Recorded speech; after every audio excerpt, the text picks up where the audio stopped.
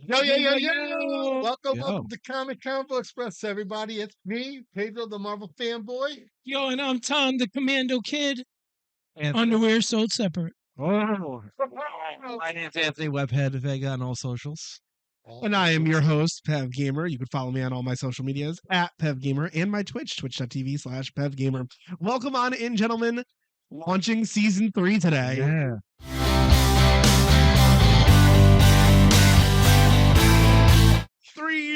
Sorry, With the number 4. You know, everything's good with threes, right? Yeah, you know what's better than 3? 4. Because today's show, we're going to talk about the Fantastic Four. The Fantastic Four. Now, quick few announcements before we start the Of show. course. This show is viewer supported. Consider donating at streamlabs.com/Comic Convo Express. Your donations go a long way here, and we appreciate all of the fan support from you guys. Check out our partners over at Twitch.tv. Sorry. Oh my God. I'm doing it now. Yo, I have. Me. See, not easy. Oh, it's all right. Been a little while. Thank God YouTube won't see any of those. Edit it out. I can't speak. I know. No, I'm gonna keep it. We go back to yo. I'm gonna. Webhead Vega on socials. There you go. Oh my God. I'm just gonna. Again, Pav. You got this, bro. You got It's this. fun. No, buy Dovey. Oh, how can I buy Dovey? Well, How can you buy W? You can check them out at w.gg. Get 10% off your entire order with promotional code PEVGamer, all capitals. and that's 10%, right? That is 10% off. Hey, what kind of flavors they got? Don't start with all that. I don't know what they've updated They their flavors. pay us for the read, not the advertising. They've got multi. So right, they pay me for the read, not For the flavor. Oh, Now, let's start off the show, guys. So this is going to be all about the Fantastic Four. Nice. We figured this would be the best way to kick off the season with the movie coming out on DVD and Blu-ray and streaming on Disney+. The movie did extremely well in box office, one of the more successful Marvel movies in the last few years. So we're going to tie it all back to... The Fantastic Four. Now, let's start off with our first segment. Segment number 1. What is the best year for Fantastic Four comic books? I'm going to start with the Marvel fanboy himself. Cosmic Commando. Oh, yeah, let's go. This is where they put me under the bus. So. Let's go. We talked about this earlier. So what time the bus comes, Pete? So the question is Robot Harris. for Fantastic Four, right? Built it out of vengeance and his answer. All right, here we go. Hang on, hydrate, everybody. Hydrate. Yep. Oh, There you go. Saved by the bell. Saber House Audio. Can... Set. Yeah, for real. That dubby. I needed that. Gives me that energy. What flavor are you drinking? Fruit punch. Oh, okay. All right. Gotta have it. Gotta have it. Only for All right. The question was best year for Fantastic Four comics. Mm. And, you know, I could have came up with a single year. I didn't. So instead, I went by era. And the reason why I chose the era because there was only, to me, one artist, one writer who did so many multiple years on the Fantastic Four. multi-years. Yes. So it wasn't one full year. It was this many years within this context. 1961 to 1970. It was the first 100 issues. Now you want me to go specific? I will go specific, but you got to give the props where props are due to the creator of the Fantastic Four, and to me the best writer and artist team on this book, Stan Lee and Jack Kirby, King and the Man. Very good. So, now we're going to talk about what year those years were the best. Very hard to pick out because I wrote down a few of them. When the first introduction of Doctor Doom when he came into Fantastic Four, which was Fantastic Four 5. The return of Namor, after being introduced back in the 60s and 50s, he comes back and he was in the Fantastic Four 4 when he came back from amnesia. Everybody talks about this, and I think this is the answer. The introduction of Galactus and the Silver Surfer. That was in Fantastic Four 48 to 50. That just it's probably based on the movie, as we all know. Both movies, by the way.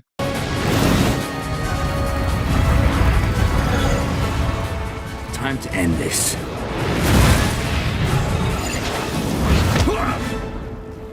Can we talk?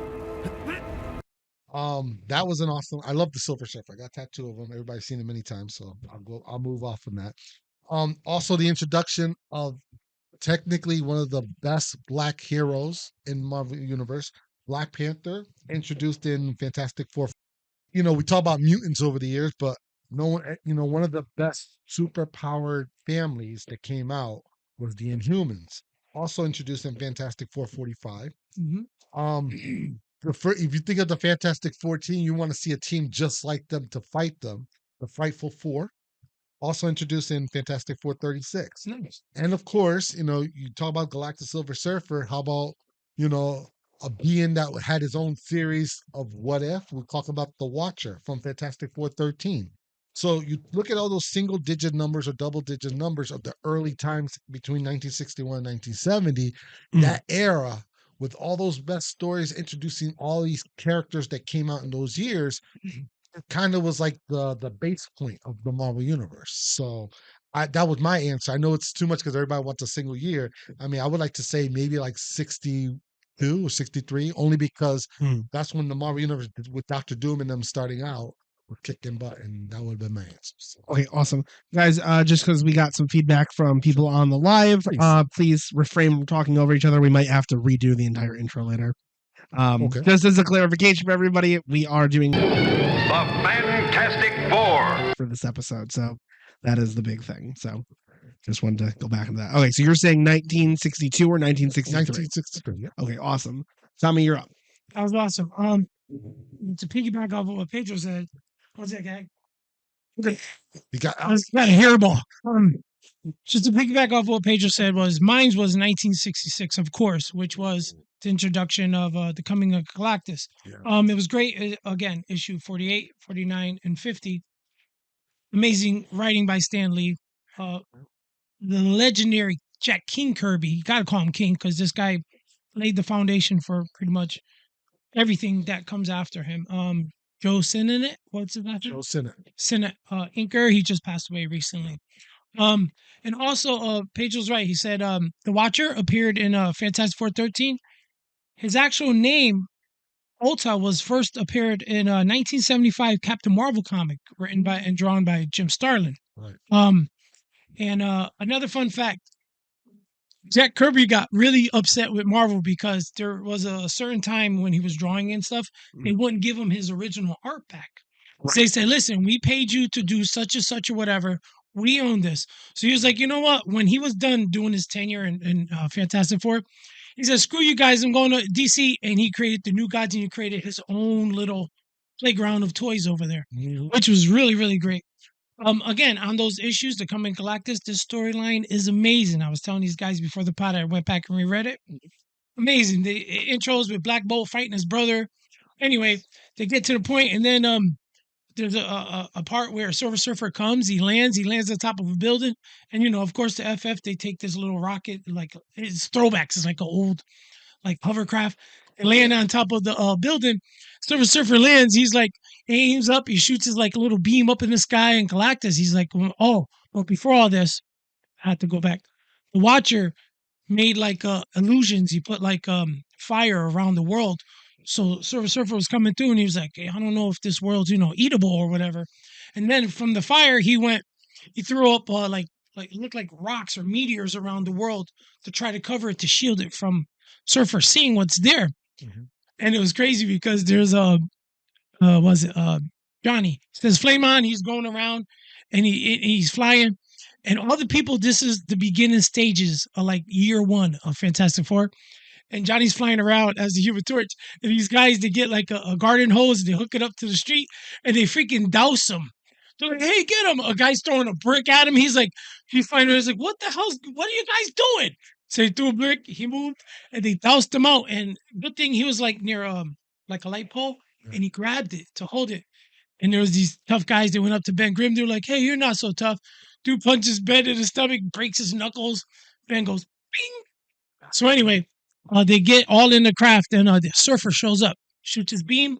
Ozzy said, "My master's coming." Ben Grimm, they all land on top of a building. Bro, Surfer wasn't even looking. He was like, Master, come, Master, come. Then went out to him and knocked the hell out of him. It was cool. He fell. surfboard went somewhere, and was it Alicia Alicia Masterson? Masterson. She found him. She started touching his head, and it looked like it got a little weird.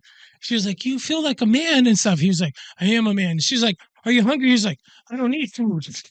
He's like, Hungry? I'm full of cosmic energy. I don't need food. Why are you trying to destroy us? I am not the destroyer. Well, anyway, so it gets to the point. Galactus shows up. We had this big powwow, and it is amazing. When I tell you, it still holds up today. Believe it or not. I mean, Stan Lee, he had to Old work out school. whatever. Yeah, for its time, Yes, he was a way ahead of his time, like you said. Amazing. So they fight. They tell Reed Richards to show you how smart this guy is. He sits down, creates this little device called the Ultimate Nullifier. Galactus shows up. He's like, "Dude, I'm gonna eat your planet." He throws all these equipment. It's a freaking machine. The World of Ours machine lands. It's like going into the planet, sucking the Earth. Ben takes it out, aims it back at Galactus. Big ass fight. Love it. Oh, and he even has Galactus has a sidekick called the Punisher. Yeah, the Punisher from Beyond. It was like this little monster that he sent to go fight the FF. 2 arms. Yeah, it was pretty cool, man. He had like a little exoskeleton. So anyway, it gets to the point where everything ends, and Galactus Surfer tells him, he's like, "Listen," he flies back up. He's like, "Dude, don't eat this planet. These people are intelligent. Blah blah blah." He has a thing for Madison. Alicia. Alicia. He has a thing for her, and he's like, "Dude, don't eat this planet." And Galactus is like, "Who are you to tell me what the hell to do? I'm your boss." He's your boss. Exactly. So then he's like fighting, and he's like, "Dude, you're not gonna listen to me." So freaking Surfer starts blasting him and fighting him and fighting him. So anyway, gets to the point where Reed Richards shows him, "Listen, dude, with this little device, I can make the whole universe disappear." Galactus is like, "All right, man, it's cool, man. I'm not gonna eat your planet, bro. I'm a bounce. I'm gonna leave." And Surfer's like, and Galactus is like, "All right, I'm gonna leave. But before I leave," he shoots him with some power, and he's like, "You know what? You're trapped on Earth, bro. I'm out." Shield. Yeah, put a shield around the world, the Earth. and He's Surfer gonna- couldn't leave.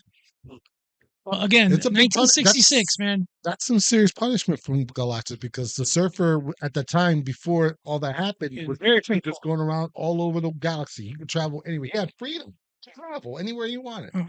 And the moment he was punished to stay on Earth, he had this invisible shield, couldn't leave the planet, At all. and he was stuck, with our primitive lifestyle on Earth. So it was kind And, of like, and another fun fact: when Stan Lee, they asked him in the interview, "Hey, dude, where'd you come up with the idea for Surfer?" He's like, "Well, people are cool surfboarding, and he doesn't look like he has like a bathing suit on or whatever, so he's surfing. I'll call him the Surfer. I'm going around the galaxy on a surfboard." God, I could see. I remember him saying, So that was his thing back then, fast cars, surfboarding. "Surfboarding, why not?" So that's what I got. 1966. So we have 1966, and you said 1963. 63. Yeah. So and, it's funny. It's defined by the villain. It's either Galactus or Doctor Doom. I'm just gonna really quick throw it out there. I think the best era for the Fantastic Four, like a defining era for them, is 2003. Okay. I'm gonna Really? stick Why? with Why? that. You have the launch of Ultimate Fantastic Four.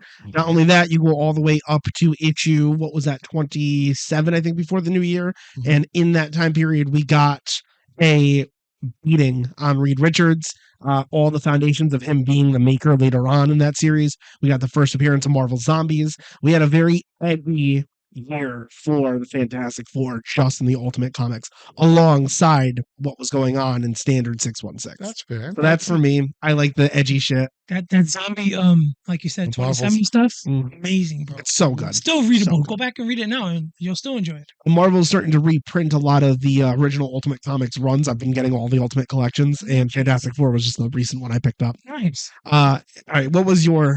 Yeah, so I think for those who know me, I do not care for Fantastic Four that much. Hey, honesty, man. Honesty. Not bro. many runs I picked up from them. I will say the best year and the only like few years I've really read is the 1991 year, because it's surprise, not really the Fantastic Four. There's a new team. Guys like Spider-Man, Wolverine are there. There's all the Simonson The run. Fantastic Four. And it's littered with crossovers. How the Punisher's in it. Yep. You're getting a different team. You're getting a different book. You're not getting the standard. All right, this is the family. We're gonna go and beat up Mole Man a couple times. It's very they are beating up Mole Man. It's what it's. So they start the year off as beating up Mole Man, but it's different. It's And that was written by Walt Simonson and Arthur Adams. Arthur Adams. And Yeah. two or three issues, right? It was 3 issues. Inker by Art Thibert, I believe. It was Al Milgram. Can you imagine Not at starting? all. I thought he did a. No, Not at all. Trust me. I just reread it again. All right, No, seriously, it's 18. So, You'll see it. I 18. thought he did like Few- 2 other issues. Art Thibert.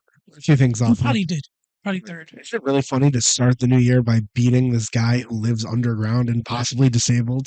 Like the Fantastic Four, are the real enemy of that story. He can't see. Well, he got glasses. Exactly. If I'm correct. It's beating the He got a cane. The big enemy behind that was the Skrulls. yeah. Yes. Like I That said, storyline. And still a disabled man. well, they was like, hey, we starting this fight, but we're gonna make it look like this little guy started the fight, so you beat him, and I can get But get it's- over on you. Awesome Saber said there's 4 people here. We can all represent the Fantastic Four. Ball. Yeah. So she said, okay, who's who? And I responded with, Tommy is clearly Invisible Woman. It's all good. No one sees you. It's all good. That was so messed up. John Cena.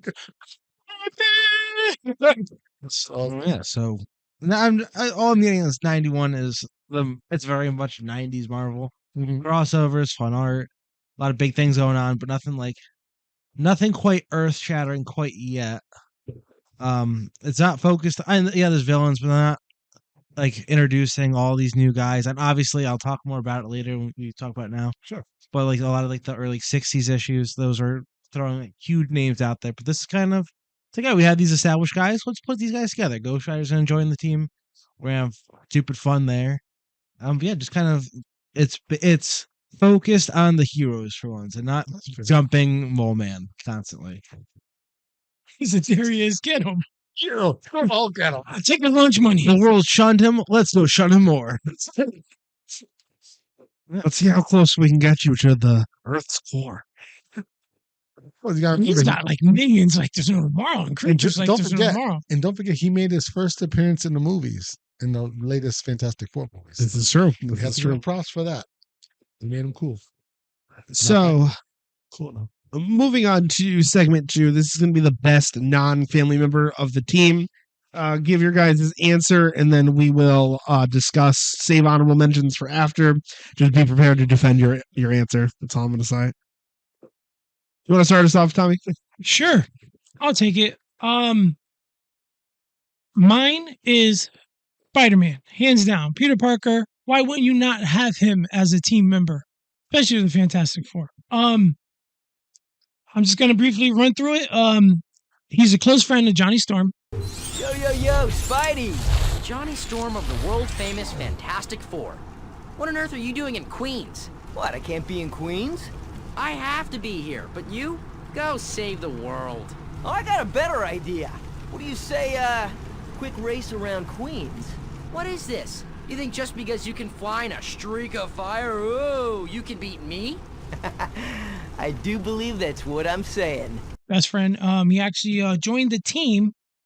Let me just tell you this. Although not officially a member, Spider-Man teamed up with the Fantastic Four in their very first issues, helping them out, of course, to fight the Mole Man. And Yeah, they're he jumping didn't, them. he didn't stay with them because he wasn't getting paid.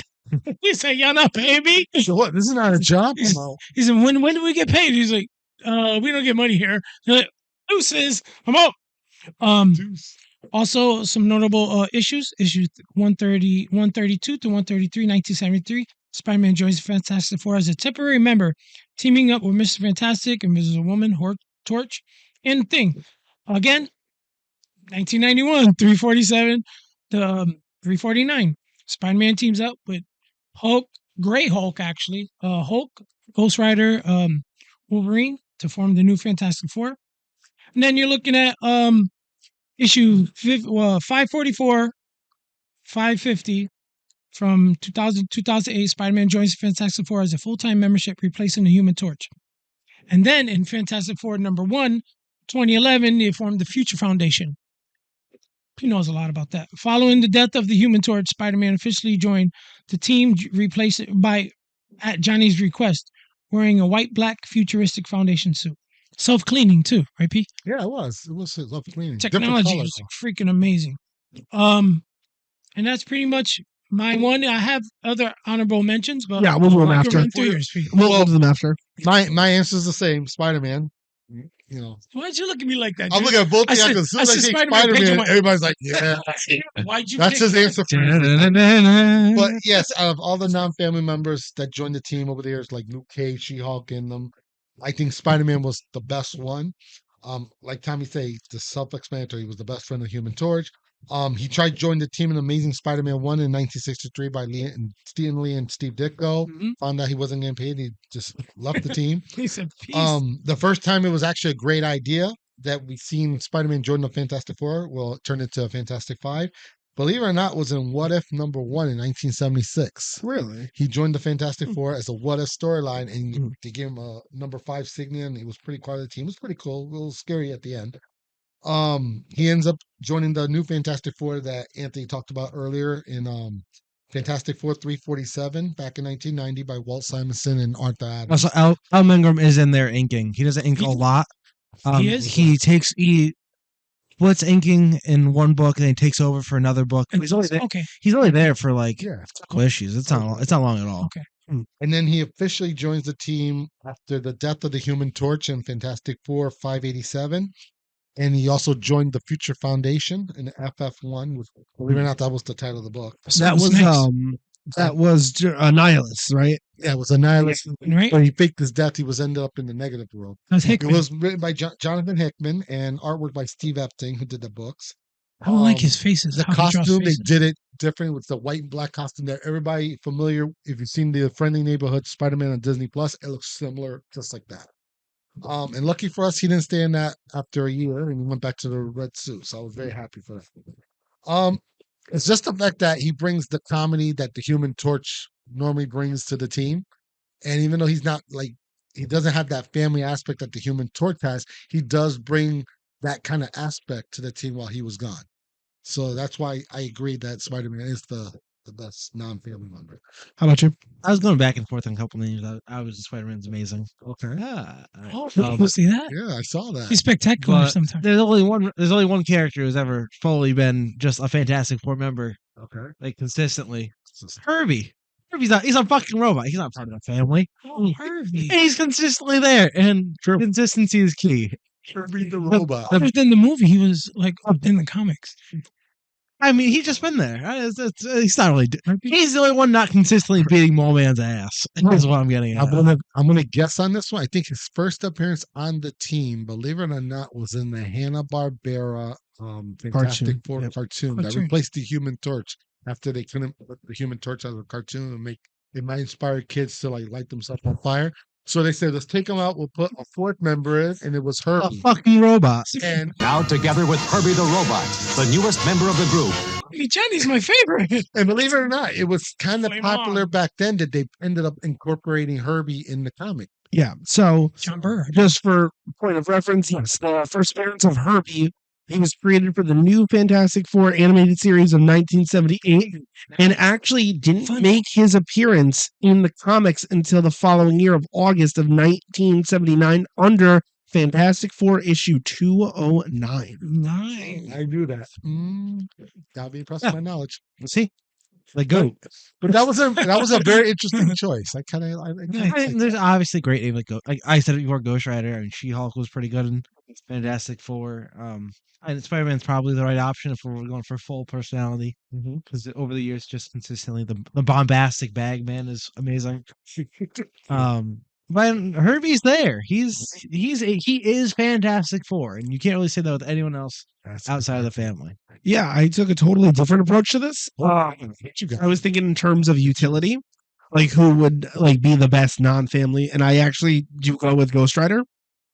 Ghost Rider would be probably the most powerful Fantastic Four member if he was consistently part of the team. Even the cartoon does a really good way of this. When Galactus invades in the cartoon, it is Ghost Rider who ultimately defeats him by penance staring him. He gave Galactus the penance stare. He gave him the penance stare, yeah. Mortal or demon, whichever you be gone. Galactus has no time for games. This is no game. Feel the torment of a billion extinguished souls.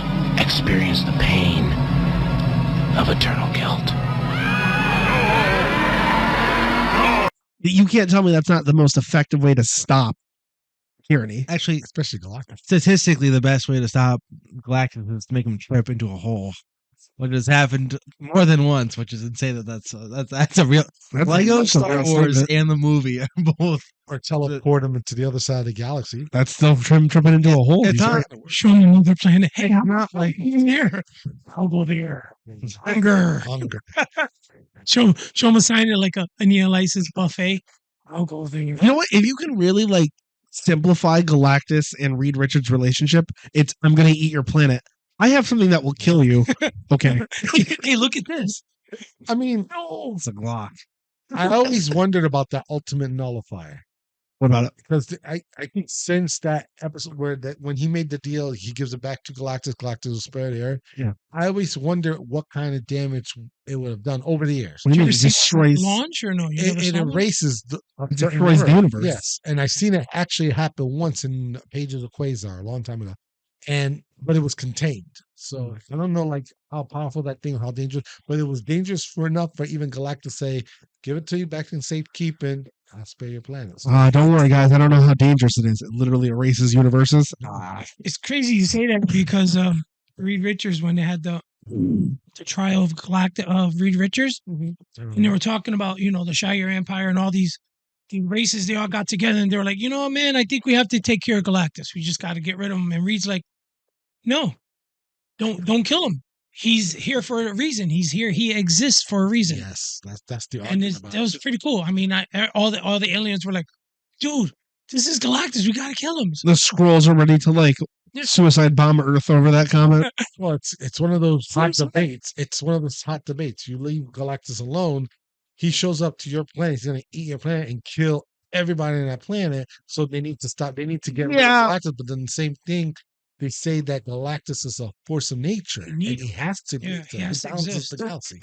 Honestly speaking, yeah, Galactus is in a sense a population control for planets in the universe under this, these pretenses. Right. So it makes sense, but it also totally makes sense for every other alien race to be like, we could kill this guy. That's why it's a good debate. But, yeah, that's a good choice. Yeah, I agree. All right, guys, let's go on to everyone good to go to segment 3. Yeah. All right, so segment 3, this is probably going to be a hot button issue for everybody. What happened?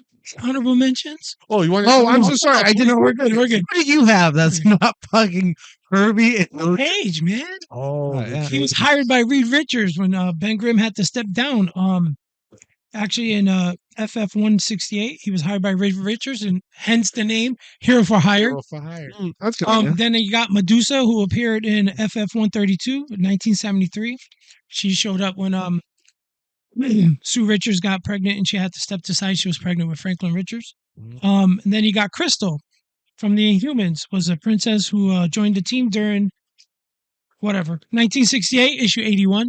And then those are my honorable mentions. My question is, my problem with those honorable mentions, and I'm going to break it down to you. The two Inhumans, Crystal and Medusa, joining the team. Power, magic. Well, yeah. My problem with that was Crystal ended up dating Human Torch, so I could see why she got in. Medusa at the time is the queen of the Inhumans. Why did you say it like that? You're jealous that no, I'm just saying like Spider-Man was available. I don't think Hey, you drinking your haterade, man? Yeah, I'm gonna be a little haterade only because like one got suing because she was doing Human Torch, and the other one was, and the other one was married to jelly right there. She was married to Black Bolt, and at the same time she was a member of the statistically speaking, if there is a chance the guy you're sleeping with can light you on fire at any moment, I think you get a pass into the Fantastic Four. But to say that they're the most valuable non-member of the family, I kind of most valuable. Spider-Man is number one. I don't think it would be honorable mention. And then Luke Cage, I mean, he's a good character. Strong guy. No, he's a good character, cool power. Man. But my problem with thinking about Luke Cage was, you said it yourself, Mr. Fantastic paid him to be on the team, but yeah, he couldn't pay Spider-Man when he went to join the team. They didn't have no money then. They didn't have no money. He didn't have no money. Go back. Okay, that's fair. Then he'll slip through the cracks. They had no money then, Pete. They made their money later. Because if he would have paid Spider-Man, he would have been a Fantastic Four member. They were selling weed, Pete. They made their money later. It's covered otherwise and turned it on. I like that. All right, I'm going. Nothing. Should have turned on the light. They're going to turn Parker on. Parker, You you had your chance. He's covered. Spider-Man. Well, you should have played the music. No, I'm not playing the music. All right, segment number 3. Who is the leader of the group? Now, state your answer. You don't have to give the synopsis just yet, because I feel like this is going to be a fight here.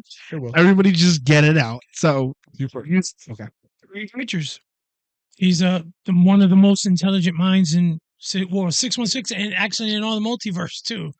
There's different carbon copies of him in different versions. Look at the maker from Ultimate. Okay, I'm gonna say Sue Storm. I'm gonna agree, it's Sue Storm, but I would like to defend my point first. Hold on, Reed Richards always doing some bullshit. That's just he's always not. Wait. Like he's building an ultimate nullifier. You get yours out though before Anthony starts defending Sue. I'm gonna say Reed Richards. Oh, isn't that funny? We're The table right here. It's in half. split in half.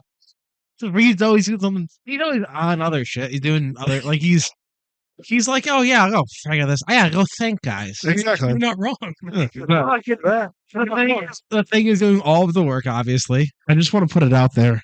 When Sue Storm became Malice, the Fantastic Four as an organization almost fell apart. So that should be foundational to this. She was hot. In your defense, yes. If you were saying who's the most powerful member of the team, yes, the Invisible Woman, hands down. I mean, you can talk about the thing and The maker with like a word her with that. powers that makes her more stronger than any of them. Sorry. I'm sorry. The chat. They're saying Read whatever size you need. Yeah. Yeah, but she's the one who has to make the hole. She could cover it up with her space. Okay. So there you go. Oh, so thanks for making my argument for me. Yeah, ruin that argument. All right, but here's I get it. We're just talking about powers. We're just talking about powers. Just about leadership. Look, I thought it went over my head, man. I know. What's going on here? And What kind of pod is this? The dirty pod. Dirty pod. It should have been on the archives. But anyway, we're talking about powers, but we're talking about leadership. Leadership, yeah, I think it's still Reed Richards because, yes, he's the smart one in the group. He's the creator of things. He can make technology creative. He could be like the best and creative person in the world. Where Sue has the motherly instinct. the leadership one. And I can understand why you picked her as a mother. She could lead a family and everything. And that's no joke about it. She could literally tell Reed that she's the boss and he'll have to obey. But then when it comes to like a threat like Galactus, Dr. Doom and stuff, Reed steps up all the time because he finds ways to defeat the villain and he ends up leading the way and don't even tell the rest of the team what he's going to do until the last minute.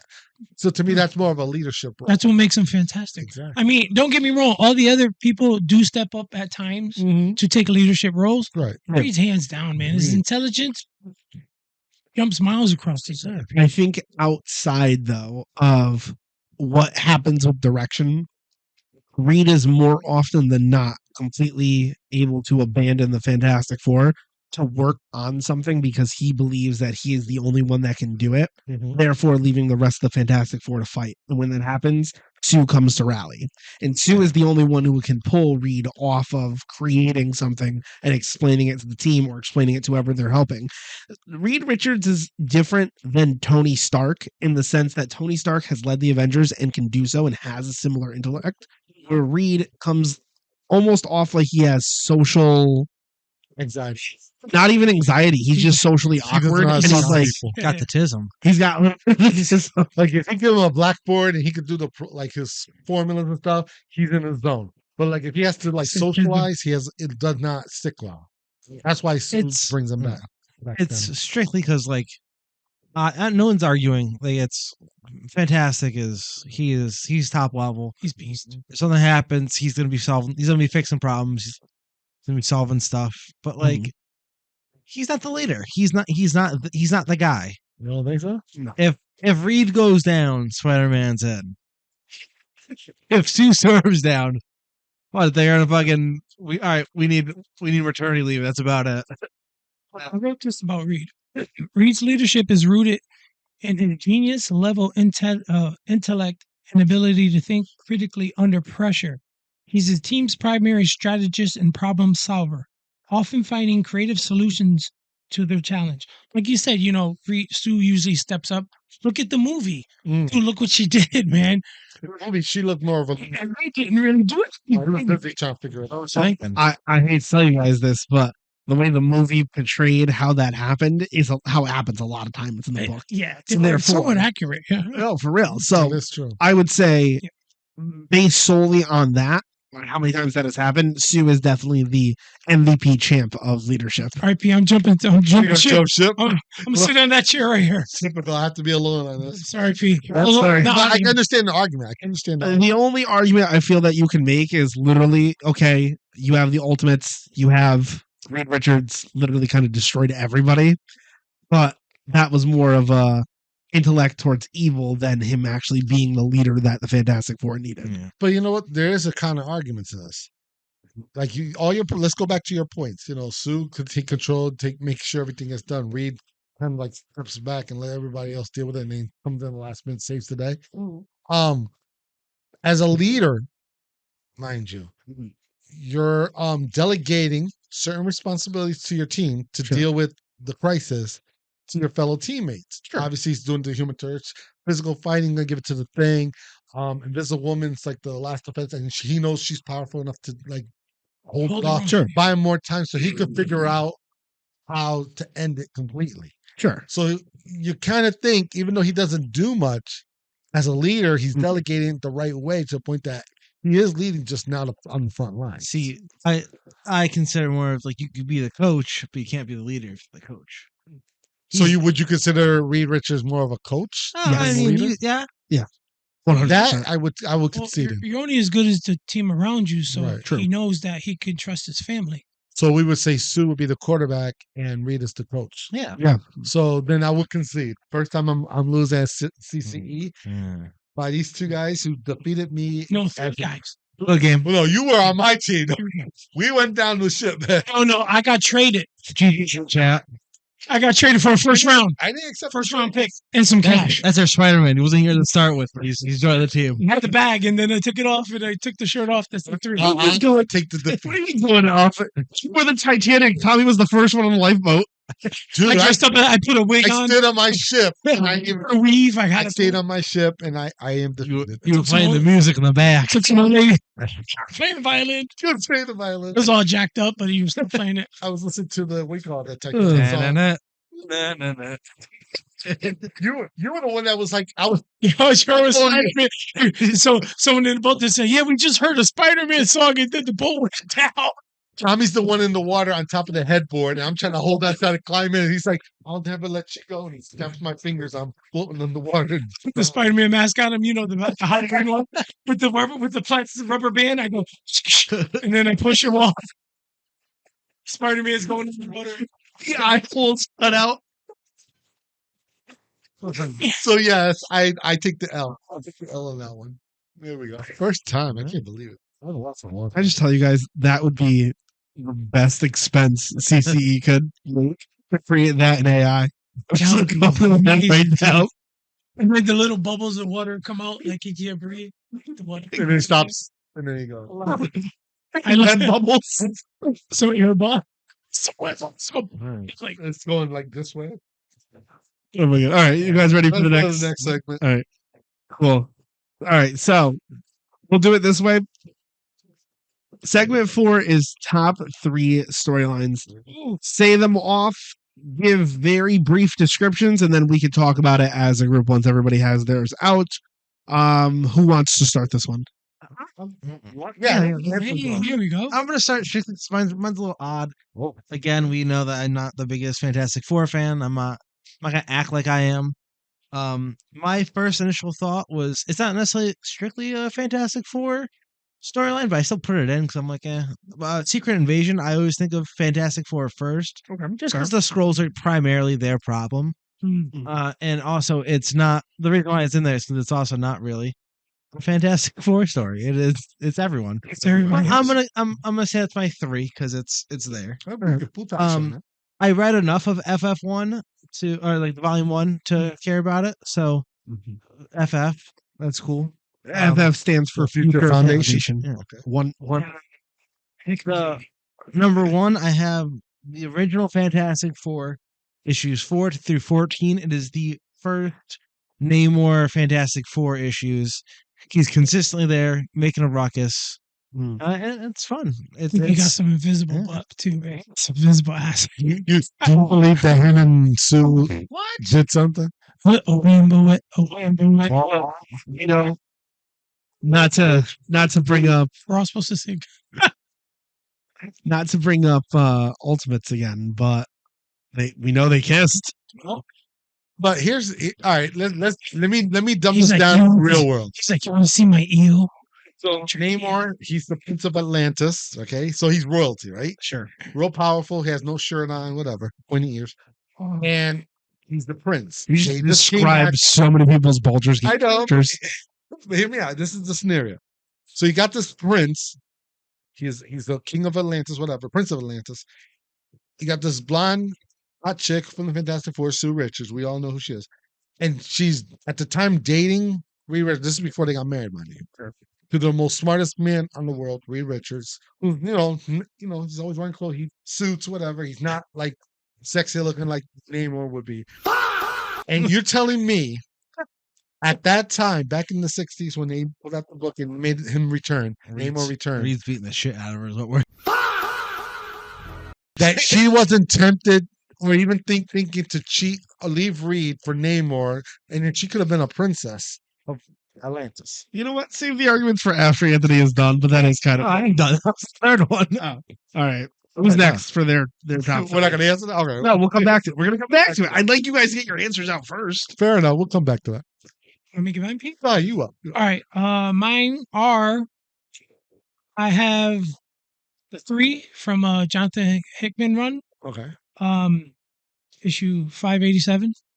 The death of Johnny Storm. Mm-hmm. And then of course I'm gonna keep going back to the new to the original Galactus trilogy, issue 4850. That's like got to be my second. And then of course third was new Fantastic Four, issue 347 to 348.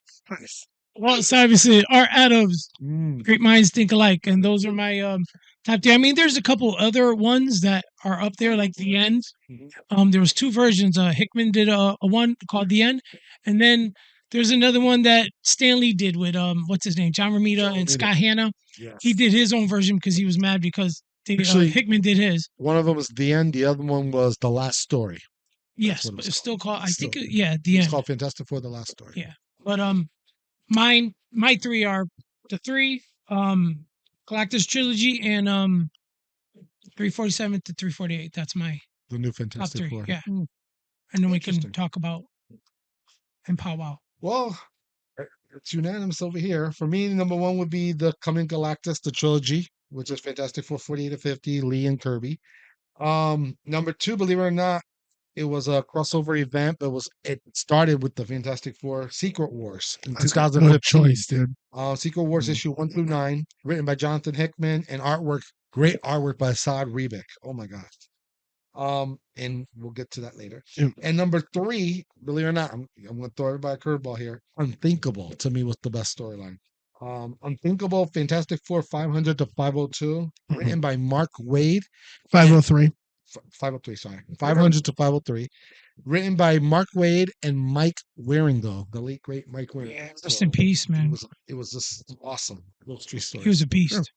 I think I'm with you guys. Galactus trilogy is number 3 for me. Issue 48 to 50. Nice. Great series. As just there's what else can be said, honestly. Silver speaking. Surfer and all. I would say Dark Reign Fantastic Four, the Jonathan Hickman run there. That's the one. And then number 1 for me is the Trial of Reed Richards. Oh, John Byrne. John Byrne and just John Byrne. Yeah, he wrote John Byrne did everything. He did everything on that storyline. That one That's a good phenomenal. one. I didn't even think about that. He actually one of my penciled favorites. himself into one of the issues And where he was the narrator. I never do honorable mentions, so I am going to do one for this one. Another first on Yeah, this is Oh. I know, right? I forget which issue it is, but it's One World Under Doom. It is a recent situation where Reed Richards and Dr. Doom are debating in front of the world stage about Latveria's continuous growth, and Dr. Doom puts all of the Fantastic Four and actually all of the heroes in general to shame. It is a massive crossover event that happened, I believe, in 2025. Yeah. Last year. It just finished recently. Yes, it did come to a great conclusion. I definitely would say if you're going to check out One World Under Doom, even if you don't check out the entire set, just look up Reed Richards versus Doctor Doom, the One World Under Doom. It's leaps and bounds. They'll put it into a collection eventually, right? Yeah, they will. I'm waiting for that collection. Yeah, I'm gonna pick that up. And Doctor Doom was Sorcerer Supreme at the time, so it gave him more edge to conquer the United States and the world as well. He literally had a no bullshit action or idea of how he was going to run things. Yo, no bullshit. And he put his foot down, and every country was put on notice. Yep. Okay, so is that everybody? We all just went? I think we all did, yeah. All right, so you had a problem. You had a grievance with one of your. Oh, yeah, start with grievance, however you That was my grievance about Namor. All right. Something had to happen between those two. I'm surprised she never left Reed to go with Namor so she could be a princess. And There's only one point in the Namor career life. Yeah. There's only one point in Namor where he's cool and not overdone, and it's this run because he's not quite like he was. The hero guy. He's fighting him. He's not that yet, but he's not like, hey, time to get my ass kicked. He's not quite there either. This is the only time where Namor can be cool, and it's just these 10 issues. Really? So it's like, yeah. Again, I liked Ultimate Namor, even though he was a douchebag. There's no other way to put it.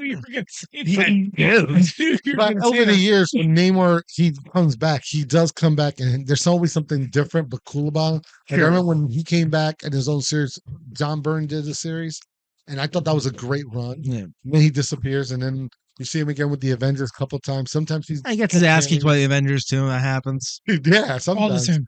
It's like Mole Man. And then there's epic fights back in the 60s with the original Human Torch, the Android version. Yeah. So it's like, yeah, he has his moments, but just the fact that he's the Prince of Atlantis, single, mind you. And Invisible Woman never thought about leaving Reed to go hook up with him. And yeah, I wonder what cologne he wears, like cool water or something. I like my version of Namor that I really, really liked was Invaders, like when he rode with them with Toro, the original Human Torch, Cap. That was my favorite. That was my favorite too. That's another good one. I'd like to again, my favorite one. Here we go. Fun fact.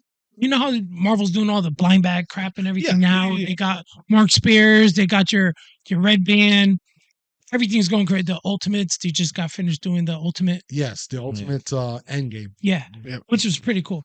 Back in 1992, issue 371, they did a gimmick cover where Johnny Storm melted the cover. It was plastic. Yeah. Oh, that is so cool. It's so sick. And not only that, they did reprint it again, and it was all red cover, which was sick. The original was white. Yes, correct. Yes. Okay. Second print was red. That was the variant cover. Cool thing about issue or the storyline number 3, it was a blind bag. Okay. It's black. It had a number 3 on it. Issue 587. Jonathan Hickman, Steve Evan. I hate how he draws faces. Alan Davis did the cover. Yes. It's cool because that was like the cover A. And then they did 4 different blind bags. One was it looked like a funky, really like hypnotizing circle. Oh, that's pretty cool. The other one was a Alan Davis black and white cover. Okay. And they did one where Johnny Storm was flying and had the number 4 in the back. And one of them was dope. The variant was that scene where Johnny goes Nova right before those the insectoid creatures or whatever are coming to him. Yes. And he throws Ben into the thing and he locks him in there. And he goes Nova. It shows that scene on the cover. I want to try to track that cover down. So if I ever bump into Hickman, I want to have him tag it. Tag it up. Nice. But yeah, that was probably the thing. That story was touching, man. Oh man, let me tell you, that was deep, man. It was so deep. And then we talked about it one time on the pod. Yeah. The issue after that, it was a silent issue. Yeah. But you can see everything that's going on. Like Thor shows up and they like try to fight him or whatever, and Ben Grimm, is trying to fight back or whatever, but not really fighting back. And Hulk shows up, and all this stuff goes on, but it's just sad through the whole freaking issue, man. Yeah. It makes you realize how powerful the Annihilation Wave back when when the Annihilation War started. Nihilus was a Nihilus was too, no man. joke. I mean, when I first heard of Annihilus during the early Niggas don't- Fantastic Four, I didn't think he was that dangerous. I know he was like a bug-like creature. He was like the ruler of his the insectoid army. Yeah. But then when the Annihilation wave occurred during Annihilation, you know, it took it to a whole new level. And then to see that carried over to Jonathan Hickman run was like, oh my Dude, god. when I saw that issue, when you see little itty bitty Johnny Storm and you see the army that's around him, I'm like, this dude's Not got gonna survive. no chance Mhm. at all. That's why they thought he died, but he survived. Dude, and then again, like Marvel, that's what they do. You don't stay long. He came back in issue 600. Well, they had a point. We never saw the dead body. No. Yeah. Sorry. Yeah. Oh, When does that stop? They'll be any- down. Like, I'll be- They'll be down. When does that stop to anything in Marvel? No, There have been Ultimates, I thought situations. when you die in Ultimate, you die. Like if you don't die in somebody's arm, like Gwen Stacy or Captain Stacy, if he don't die, then you know that person. No, even Well, then, it's- even then, if you- Spider-Gwen. Like there was to me, it was like as soon as that door closed and you saw what was happening behind him, and you knew there was no choice to save him. Like there was a little bit of hope that he survived. And then when they said, "Okay, Spider-Man's joining the FF and they're moving on from," I was sitting there going, "Okay, I guess he died." But you never what- saw a body, But we you said? never had proof. Yeah. And it was Yeah, when but he was when is gone that- for a year. I hold was up. like, "Okay, he might have died." hold up. When has that stopped Marvel ever? No, I'm just saying that there was a loose end to the story when he came out, and then all of a sudden, like they took the direction. Okay, we're moving on. Hey, This is how it's gonna be without. You would have the been content if you would have saw like a dead his body, feet then or you something, know and like his legs, No, or that was him. No? like almost like Death of Superman. As soon as he got beat up by Doomsday and he died, you know he died, and then there was like from there on out, the whole trick was no matter who was taking his place, you know it wasn't going to be Clark Kent. And then all of a sudden, when Clark Kent came back, it was like, oh my god, how did you're he do that? leaning. You're learning way too far from your mic. Sorry, It's all right. Yeah, it's and Marvel does a lot, but everyone, no one says that. they always find a way to come back. There's always a Cap loophole. died. He came back. Unless you're Captain Marvel, the original Captain Marvel. It broke my heart, man. He's like, believe it or not, my all-time favorite character. He's a great character. Starlin, my all-time favorite. We'll have to one day do a show strictly about the dead that never came. He got more. We should do one all about dead characters. Why not? Yeah, I that's agree. great. Dead characters.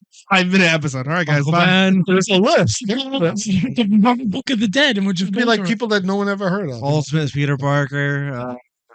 Yeah. The burglar that killed Uncle Ben. That story was deep, man. Eh? You got when he moked out. I had the blind bag open and read it. I was like, dude, he got killed.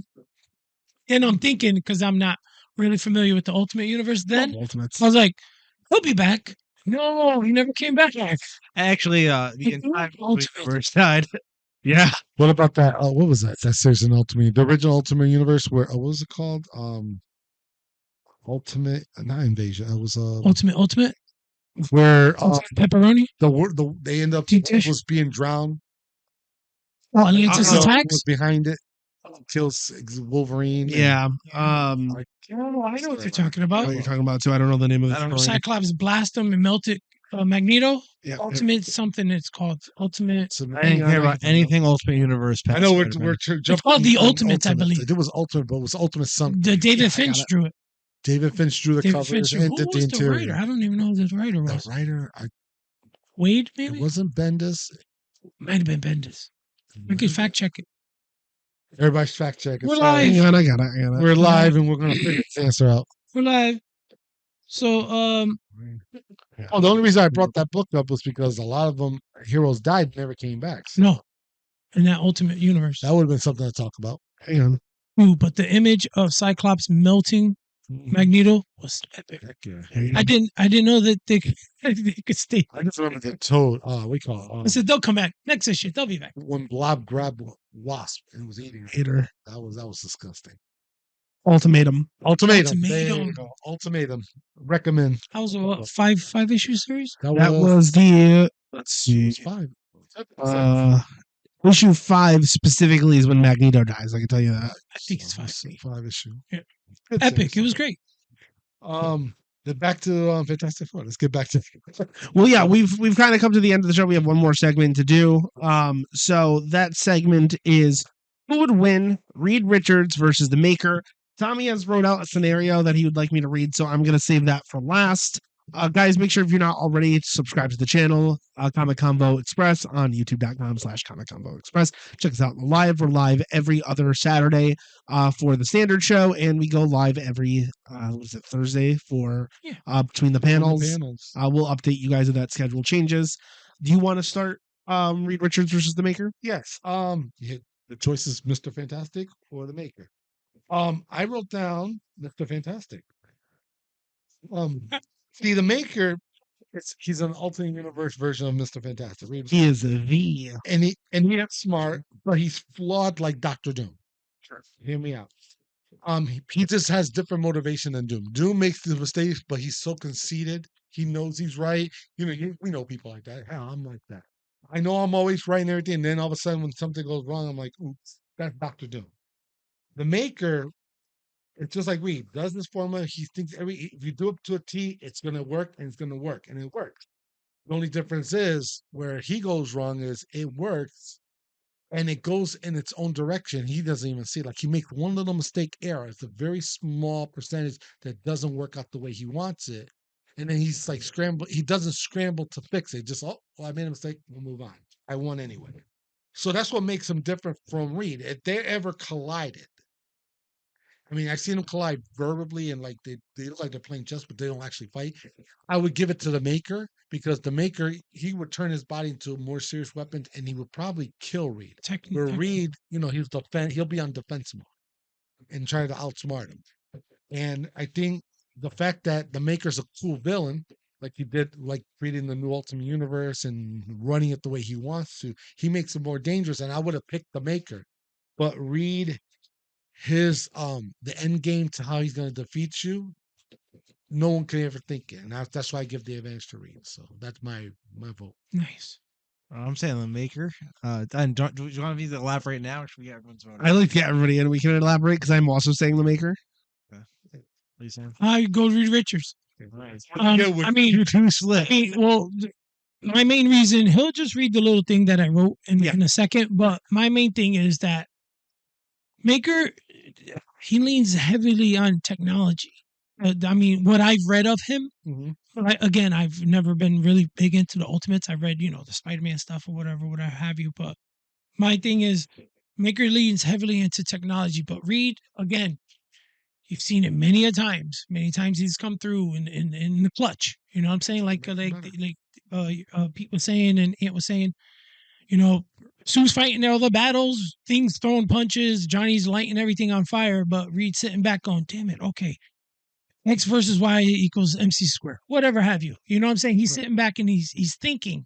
So I think the mind's going to outweigh the brawn and the technical aspect of that would be great if it was the Maker versus Fantastic Four, but it's not. No, I know. There's no time to think when you're getting an ass beating. I mean, well, you'll read my story.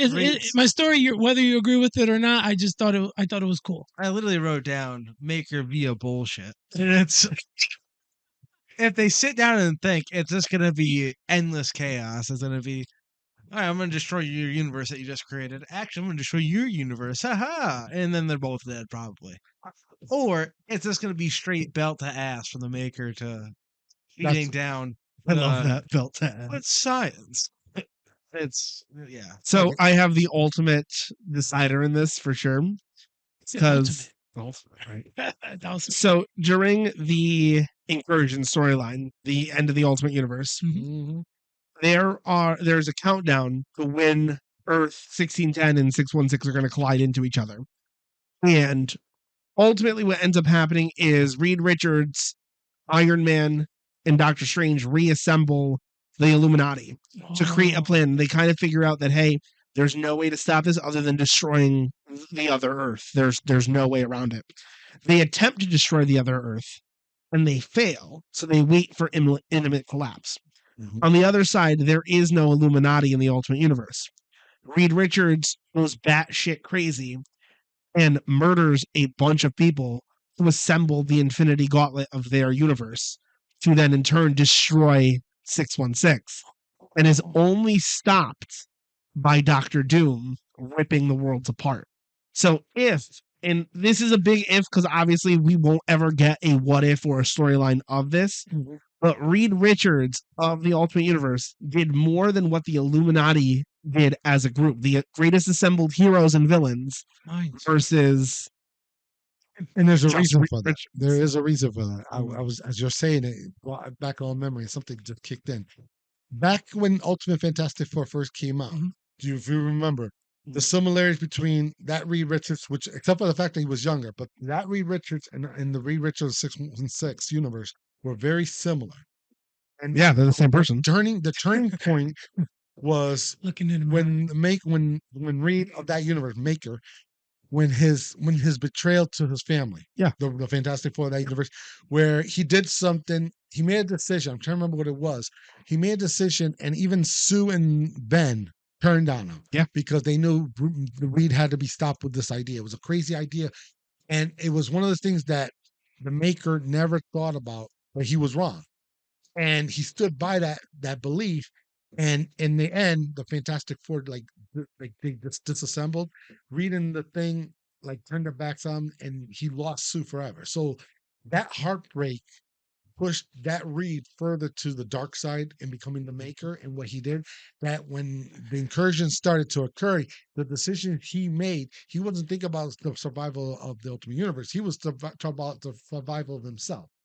That he wasn't even thinking about Sue or anything, that compassion. Where Reed, even though he's always focused on saving the world and everything, he does decisions based on compassion, survival of his family and the earth.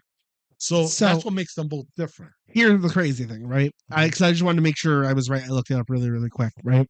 The ultimate breaking point, get it, for the Maker is Reed Richards proposes to Sue, and Sue ultimately turns him down. That was the beginning. Right. So once now you turn that cold kind of on, and you're like, well, now there's really no purpose, other than trying to fix the world the only way I know how. Wouldn't you expect anybody to kind of go evil? That kind of also just plays in the point that Sue is definitely the leader. And it snowballed. No, it did. It did snowball. It went from being a disappointed boyfriend that can't keep his girl or make her happy to, okay, now I'm going to make this decision. She doesn't like it. She leaves me officially, and then it's like, you know what? What the hell? Listen, what it comes down to is the only reason, again, I'm going back to the incursions, the only way the incursions were defeated were because so many of the villains got together, created this plan, and ultimately led to 2015 Secret Wars, right? Exactly. We know that. We get that. That's cool. But if that time was opened large, it would have been 616 and 1610 would have crashed into each other, or the Maker would have destroyed Earth 616 by assembling the gauntlet. He literally split Tony Stark's head open for the Mind Stone. He was willing to do anything. I have a question for you. Yeah, The one where Reed got the gauntlet, I briefly read, is the councils of Reed, or would that? Yes. That's not that. That is, right? Yeah. Well, all the ones from the multiverse. Yes. Yeah. By the way, the Maker killed a significant amount of them, I'm pretty sure. He was I'm going to explain this. Reed always managed to communicate with the other Reeds from all multiverse universe, and that's how. Yeah, but when he became the Maker, tabs on each other. The Maker attempted to do that as well in his universe. The only problem is, he had to halt it when he ended up getting in touch with Reed Richards of the Marvel Zombie universe. Once he saw that universe and they tried to slink into his world, he decided, okay, that's a bad idea. I'm not going to do that. Where our Reed, he kept track of all the Marvel, even talked to him, consulted, trying to bring problems and help. He helped them out. They helped you out. So it was like that. And it kind of worked for a while. But he also mentioned he didn't contact all Reeds from certain universes because certain universes were not to be trusted. Off limits. And I think the Maker's world was one of them. Oh, I apologize. I was wrong. The Council of Reeds were predominantly destroyed by the Dark Raider, which is a different variant of Reed Richards. Yes. Okay, I got them confused. I apologize. No, that has happened. Yeah, that happened later on. All right, so I mean, is everybody kind of satisfied with what we're saying, or does anybody else have anything? Well, he said Maker, he said Reed, I said Reed, and you said Maker. Yeah, I said Reed. Yeah, like I said, the story's a little short, but I just wanted to end the fight. I just wanted to end the fight. I wanted to keep going because the Maker, you could read it. I want Reed to win, and I had him as the outcome to win. Sure. It's probably all misspelled, and you're fine. And so he'll stop get your correction. Go ahead. All right, so set up. In a dissolute post-apocalyptic landscape, Reed Richards and the Maker face off, driven by a primordial urge to destroy each other.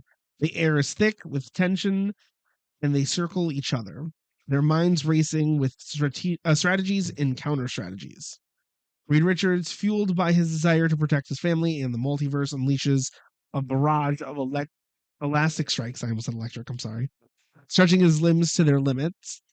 The Maker, with his cold, calculating logic, responds by developing advanced technology, creating energy shields and countering Reed's attack with precision craft countermeasures.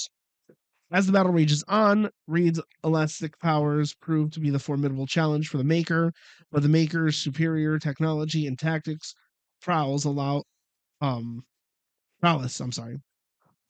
him to gain the upper hand. The fight takes a deadly turn as the Maker unleashes a devastating energy blast, but Reed manages to deflect using quick thinking and agility. In a stunning display of adapticity, Reed creates a localized time dilution field, slowing down time and allowing him to analyze the Maker's thought patterns. With this newfound understanding, Reed creates a custom-tailored virus that infects the Maker's technology, crippling his defenses. With the Maker mortally stunned, Reed seizes the opportunity, stretching his arms and wrapping it around the Maker's neck. Fierce cry, Reed crushes the Maker's windpipe and ending the battle. The Maker's reliance on technology and logic ultimately proved to be his downfall, as Reed's adapticity, creativity, and emotional drive allowed him to outmaneuver and overpower his alternate self. Again, I've read more 616 Fantastic Four than I did Ultimates. I just wanted the fight to end. My complaint, which I know you're going to. You know it's coming. I ain't even got to think it. I know you thought about it. All right. I like the setup for the fight. I like how the Maker was being rough in this whole fight. My concern is the ending of the fight, which is basically Reed killing the Maker. Well, if he knows he needs to protect his family and the universe, all the multiverse, he's gonna do it. But I agree. But his last thought is, listen, if I don't end this, we're all done. We're done. We are done. Yeah, if Reed Richards ultimately had to make the sacrifice of killing somebody, it's like he would never. I can't picture it. I'm sorry, I can't picture Reed Again, making that decision. Make that decision. Exhibit A of the Maker. No. The Maker, if he had to make the choice to kill somebody, he would do it hands down. I'm talking about Reed. Like they are the same person. 616 version. They are the same. I don't person. think, because there's nothing dark within him to actually make that decision. He would try to find his Marvel Zombies. His family. No, Marvel Zombies is different now. A whole different Reed. His family. They are. We're talking about the same 616 Reed. That's my argument. You have to remember. Hold up. You have to remember. Alternate variants are just different variants of the same character. Right. But therefore, they all have the capacity to have the different experience that leads them to where they are right now.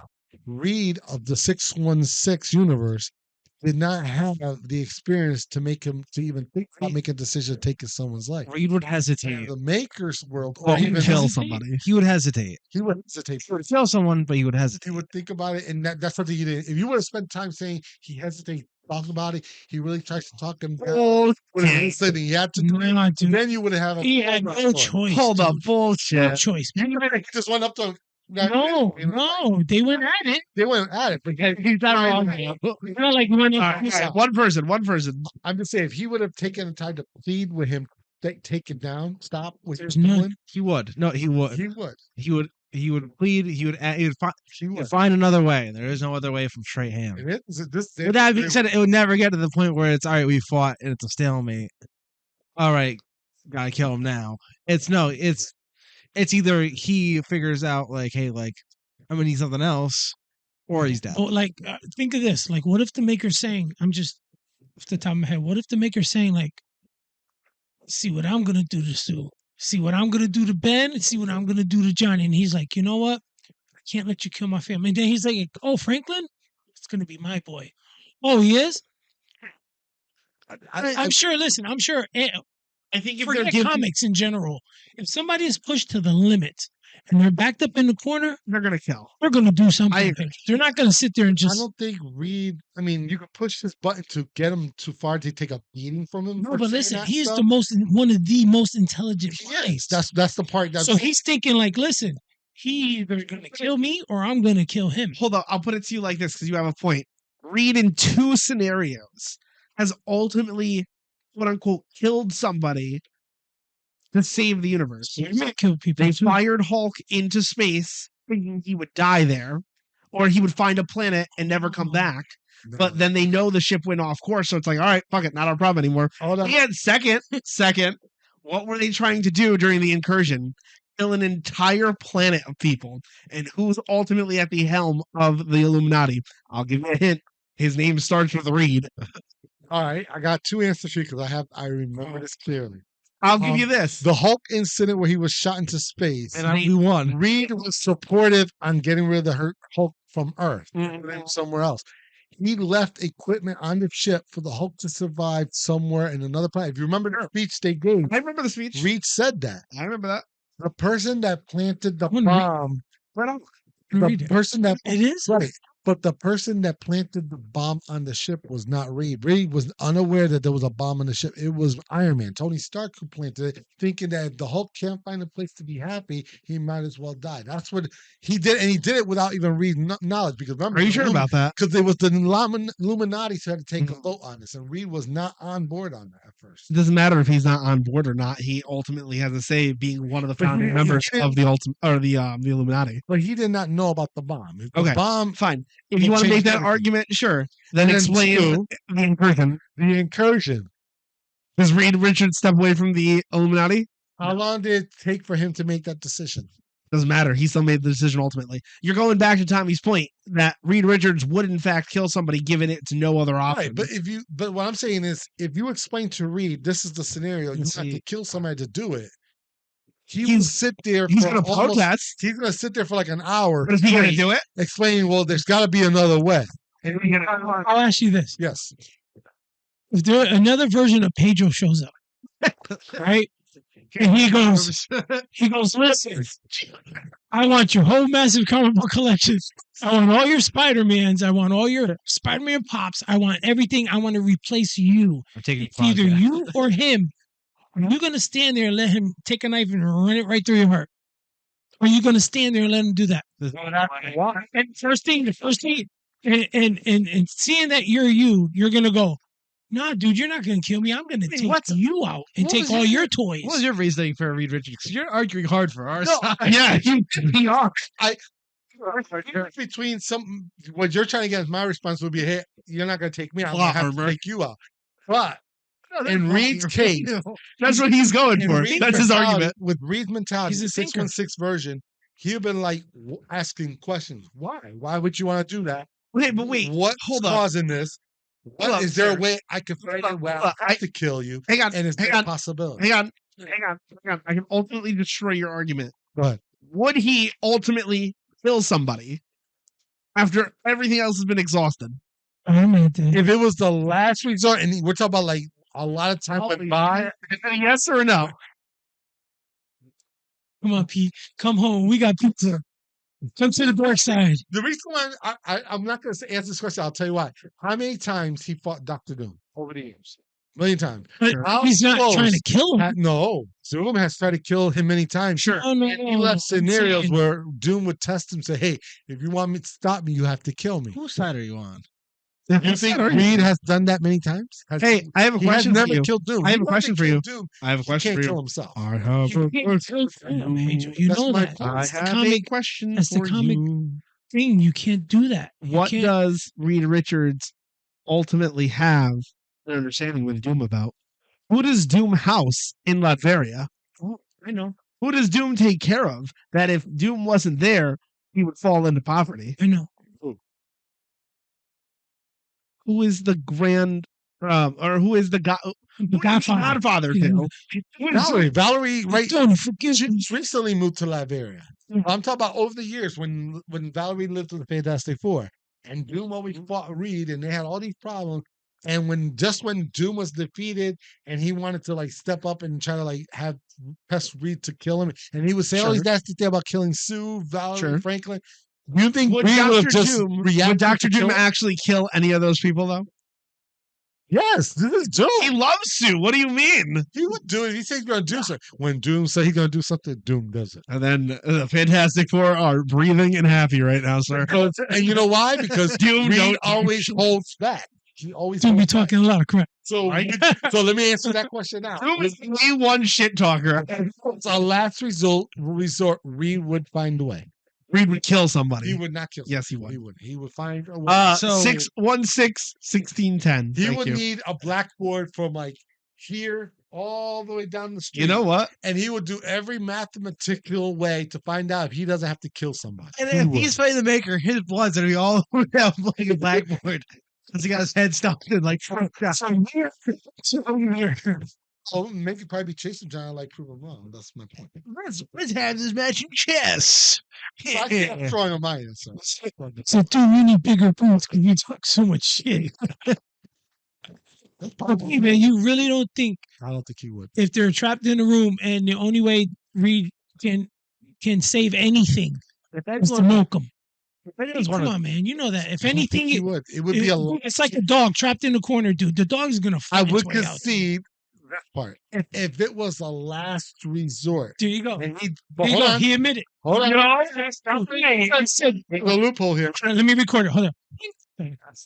Fred, The so what you gonna loophole say? would be So what you gonna say? tried everything in every configuration That's to Pedro prevent it from voice, this is my happening. voice. He would do it. No Dude, way. he's milk. Hold up. What He's happened? milk him. What he did? Somebody Milk him. Goliath is ultimately, Reed Richards is responsible for Goliath. Killing Goliath. He's responsible. He was not happy about it. I'm sorry. Was it based on his reverence or did he fucking kill somebody? Let me explain the scenario to the. I'm just saying. Reed Richards builds a robot Thor. That was not Thor. That was the chest of a young black man. He used DNA samples of Thor, the god of thunder, It's gonna explain it. an old Viking version of Thor. And you said it wasn't even worthy, but he had a hammer. And Remember, you remember that, right? but just remember, Ragnarok was Vader rebuild. but Ragnarok was not completely made. He wasn't completely done. That was the name of the clone who fought. Was it Black Blake Lives. I'm so sorry. He built the gun and the magazine to load it. He built. He built the gun. He put the bullet, but he said, "Do not fire because this gun will backfire." And what they did, I'm gonna make a. sent it on the field, and everybody kept using it and killed I'm him. gonna make a god, but I'm afraid to put the off switch on killing people. No, you're right. I'm so sorry because the other argument kind of makes sense. He built the tool but didn't make it, right? Exactly. That's not bad. Bolt, so It's that's so what bad that tool he created switch on killing. So I'm sorry, you're right. He created the gun, he loaded it, he cocked it back, and fired into. He fired it only to stop the other heroes. It's what it does. But somebody was driving it. For me, I'm driving a crowd of people. I'm not serious. It's such a gas. I'm just saying. I'm just saying. Is it here? I'm so sorry. I thought He he was didn't- fucking a gas. No, you're totally right. He didn't inadvertently kill Goliath. He just dropped his unstable robot on his side. And he said, "Oh, Swan, right in his chest." All right, so let me ask you this question. You seen the movie Oppenheimer? Oh my god! Fucking podcast. Okay. Picture Reed as Oppenheimer. Yeah, ultimately responsible for having Japanese. But hold on. He was never intentionally going to use the bomb to kick Would life. you agree with me? Would you agree with me that there's something called manslaughter in the crime system? Yes, If I run around with a knife and I trip and fall and stab Tommy and Tommy dies, a manslaughter. That would be I didn't intentionally kill Tommy. I was running around with a knife, right? See, that brings me to the original question. You asked me, would he kill somebody? I'm going to say no. But if you told me would he accidentally kill the Maker? You're right. I would I'm say yes. sorry. So I'm sorry. That's my Reed answer. Richards wouldn't commit, murder. He would just consider He manslaughter. would be. Got it. Oops, there it is. Well, what version was the? I'm reading here. It says Dark Reign, Fantastic Four #3. Tony Stark, killed by Mr. Fantastic, who prevent him from causing any future calamity off planet. Let me look. This is Dark Reign, Fantastic Four number. That was the story you were talking about. It was. Hang on. Did he kill Iron Man in that one? That sucks. Earth 321. Well, Oh, That's that different Earth, it's- another it's- multiverse story. Hey, but seriously, man. All honesty, man. If another patron shows up and go, I want what you got. What are you gonna do, bro? Well, me personally, being me, I would Call be it Fantastic Four. maybe What are you kick gonna his do? ass. Avengers Assemble. I would fight him and then find out why as we're fighting. But I wouldn't try to kill him without getting my answers. Why? Exactly. Why? That's all. Like you don't know. You're grounded and pounded. Are you into a blind fight, not knowing what's going on? No, he shows up, says, "Listen, I'm here to kill you. No, What are you gonna do?" Before you, Holy shit! I'm so sorry. It's a great thing. You're running. You're like, what? Think about that. 'Cause I just had to look up. I was like, who else has Reed Richards killed, right? Best argument I've ever heard in my life. fact. go ahead. The Illuminati had the ultimate nullifier, the thing that could kill Galactus. Reed said no, right? So they were like, okay, no, sounds good. How many people do you think Galactus has killed? But again, the argument for Galactus will be he needs to exist in order for the world to the universe Sorry, to where's survive. the greater good argument that kill Galactus to save millions, right? Billions even. Save billions. But Oh yeah, he put the battery in the back of Galactus. Yes, he did. He took purple. Oh, another fun fact: in Fantastic Four 48, Galactus is not wearing any pants. I don't know why. So he shows up. It's not like this Galactus junk, and like he's like free balling. He's like, "I'm Galactus." He's showing everybody. Well, anyway, got it flung. look, Reed Richards takes Galactus and goes, "Go kill planets." That's what he does. That's if what he anyone's did. ever wanted to question why I fucking hate Fantastic Four, yes, as a reference. I don't even know anything other than him. All right, do you remember? All right, No. Reed beating the shit out of himself. Everyone around him being like, yeah, we're gonna throw hands at Mole Man. I have the greatest asset in the world, my mind, and the only solution we have at Mole Man is to kick his ass. The weakest guy on planet Earth, who's like just kind of mad all the time. The Thing, go. And you're like little yellow dudes, man. They don't bother nobody.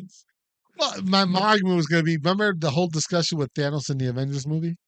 Just thinking about it too, Reed Richards and the Fantastic Four have ultimately stopped the Skrulls from colonizing other planets, right? There you go. How many of those Skrulls have died for lack of nourishment on the ship? Inadvertently, the Fantastic Four have murdered. I didn't mean millions of Skrulls. Well, the original Skrulls in the comics, he turned them into like gold or something. Some shit. He turned them into gold. He turned them into Cattle. to cows. So ultimately happens to cattle? They're bought by the McDonald's Corporation. Big Mac. To live their life. Reed's like, Punisher. So you're like, damn, these McDonald's burgers taste horrible. These are Yeah, green but meat. wait, It tastes like Anthony had a good point. It's like comparing Reed Richards to the Punisher. That's No, there's it's- big difference. dude. I got the flag. Where's the flag? I got a red flag on the plane. Dude, you're out of order. Automatic touchdown. Automatic touchdown.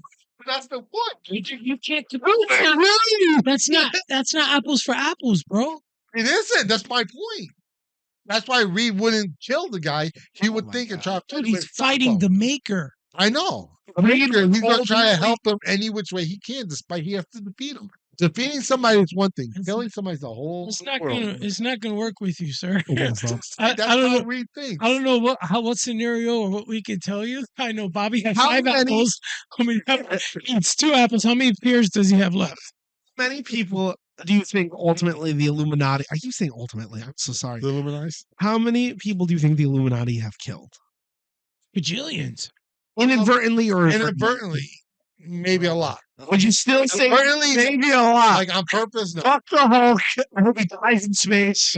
Right, you're next. It's an argument. Right. Even if Reed Richards' calculations were perfect, okay, you're going to land on a planet you could survive in. You got inhabitants that are killed by the Hulk are now on the blood of everybody in the Illuminati. But you know that includes Reed Mother Yuckin Richards. I got a flag. Let me get a flag. Oh, don't throw anything else I gave. That one. Let me explain something. If you knew the Hulk, Stop listening to you like I gotta say this to you. The Hulk has a healing. You all send to the dark side. Oh no! I'm gonna bring it back to the light. So guys, Let's bring it back to the light. so guys, how's those True. Patriots? Well, is it true? The Hulk has a healing factor. Sure. Is it true? The Hulk can live forever. True, the things that Hulk killed do not have Healing factor. Depends what the writer wants. Like he will outlive everybody. Maybe. Okay. So if you knew a person They like built a bomb. I don't know. a guy who's even survived the tried. bomb, he survived the bomb. So Tony built the bomb intentionally going to kill the Hulk if they couldn't Right. find a civilization. but he knew, Certainly, they knew he could die. but he also knew there was not 100% chance. They tried.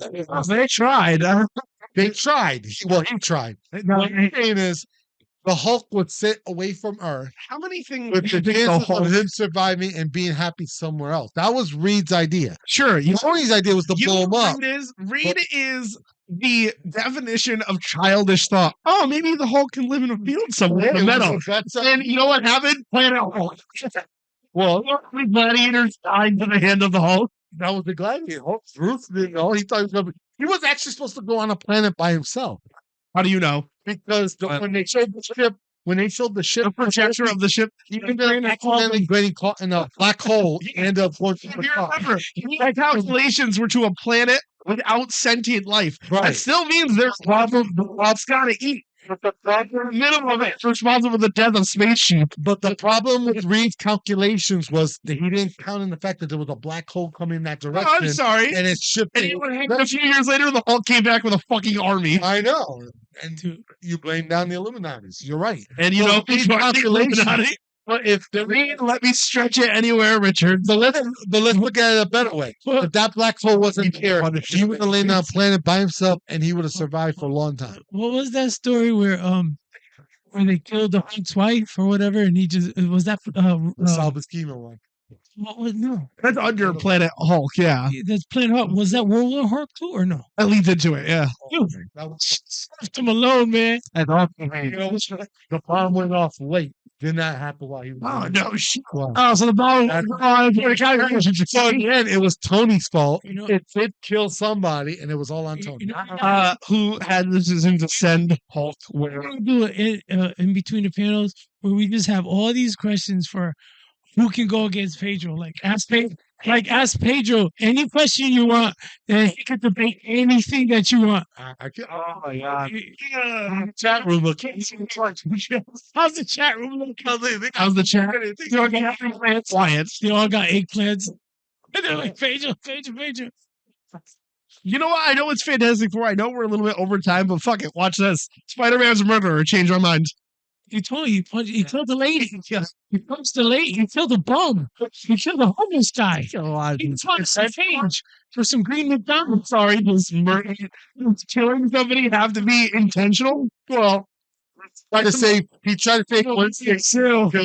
She died.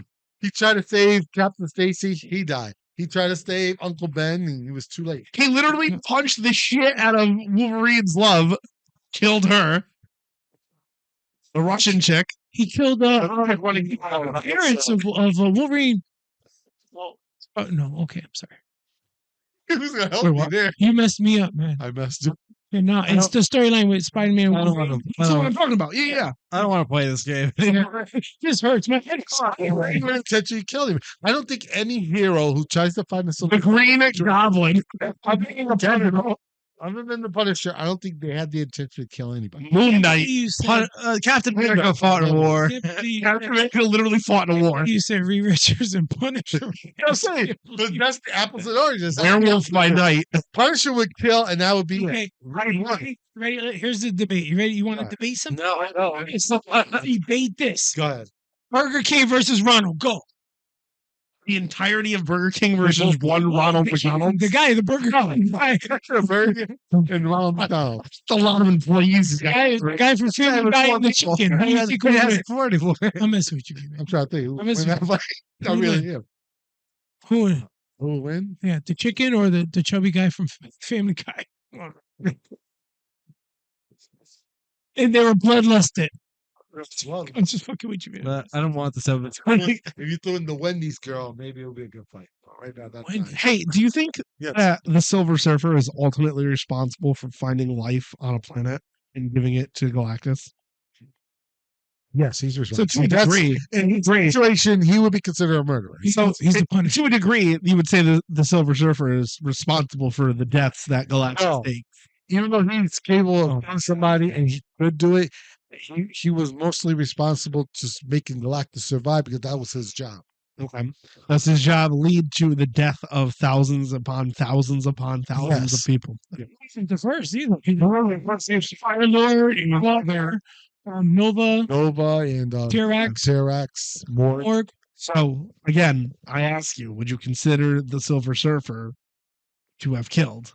He's a hero. He's a hero, Yeah, but he's definitely considered- He's killed. making up for the past mistakes, yes. But is he considered a psychotic killer? No. I didn't say that. You're not listening to me.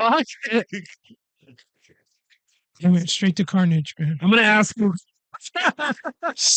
Sandwich. It's all full circle. One comes back to Spider-Man. Carnage. No, I saw the pop. He said psychotic, and that was the first thing. It's either that or the Joker, but we're on Marvel. We're staying with Marvel. We're on Marvel today, Pete. I'm over this. Guys, thank you all for joining us for Comic Convo Express. If you stayed for any of that, we appreciate it. A battle royal after this. Once the camera cuts off. We probably will. Make sure you Can't win them all. like the video, comment under, tell us what you thought about it. Subscribe, Comic Convo Express, youtube.com/Comic Convo Express. God We'll bless. see you guys in the next episode. God bless. Take care.